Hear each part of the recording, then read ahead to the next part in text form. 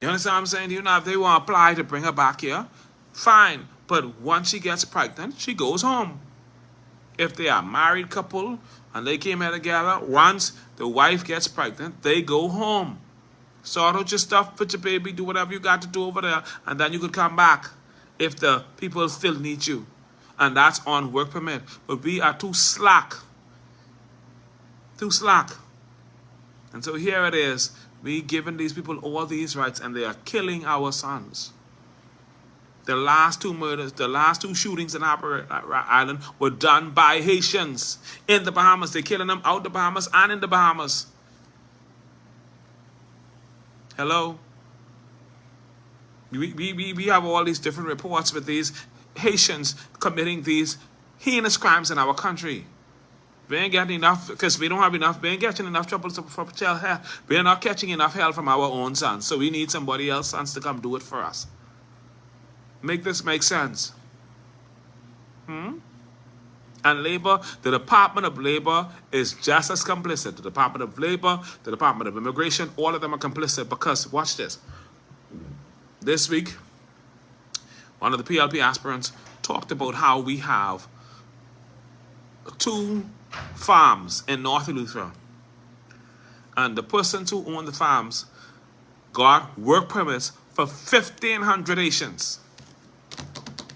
And more than half them, not more than half, less than 100 of them probably work on them farm. 1,500 Haitians. Why the hell you need work permits for 1,500 Haitians? Make that make sense to me, because that don't make sense to me. Why are we giving people all that? No, sir. And then if you get work permit for 1,500 Haitians, you need to show me where you have accommodations to accommodate 1,500 Haitians. Because remember now, the system should be set up where when you apply for these work permits, you have places for these people to live. So that they don't have to end up out in the bush building shanty town, creating problems for Clay Sweeten. 1,500 Haitians to 2 farmers. Make that make sense. If you have, I don't know of anybody in the Bahamas who could house 1,500 people for a long time. So why would you need 1,500 work permits? But this is the slackness that we're doing. Selling our country out. Because where those people can live, where you can find accommodations for them. And so they're all about, and Bryland taking jobs from the Bahamians. All about North Eleuthera taking jobs from the Bahamians. All about taking, and they're talking about legitimate jobs. And who ain't taking jobs breeding. Because their plan is to outbreed us and take this place over. That's why Frankie say we're stupid and dumb. We need to wake up. We need to wake up. And watch what happens. The first opportunity they get. The first opportunity to look out for our sons, they shoot them down like dogs. And here we are accommodating them. Somebody need to wake up. Anyway, I can move on from that.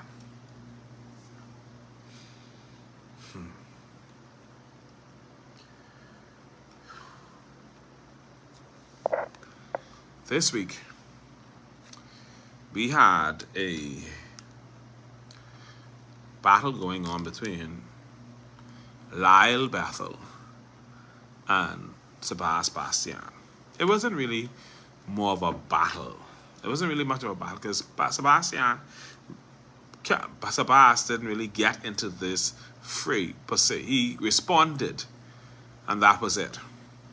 Lyle Bethel threw the rock. Sebastian responded. And Lyle Bethel continued to throw rock. Because you know who Lyle Bethel is? Lyle Bethel is one of those fake, hypocritical Christians who ain't genuine, who ain't mean people no good. They're only looking out for themselves and their best interests. In case y'all don't know, Lyle Bethel is Carl Bethel's brother. Y'all know Carl. Carl is former Attorney General. I think he did win one seat one time, but he ain't relevant. And Hubert Ingram eventually got rid of him because he couldn't keep himself together with his personal life. Carl Bethel, and so Lyle is his brother. Lyle runs this church called Greater Grace something.